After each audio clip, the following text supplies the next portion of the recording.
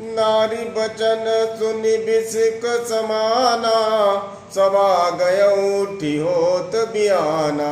बैठ जाय सिंहासन फूली, अति अभिमान त्रास सब भूली। या राम अंगद ही बुलावा, आई चरण पंकज सिरुनावा। अति आदर समीप बैठारी, बोले बियसी कृपाल करारी।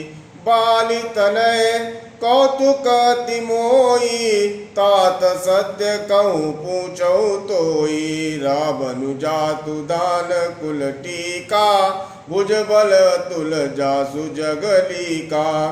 तासु मुकुट तुम चारि चलाए, काहू तात कवनी विधि पाए। सुनु सर्वज्ञ प्रणत सुखकारी, मुकुट न होई भूप गुणचारी।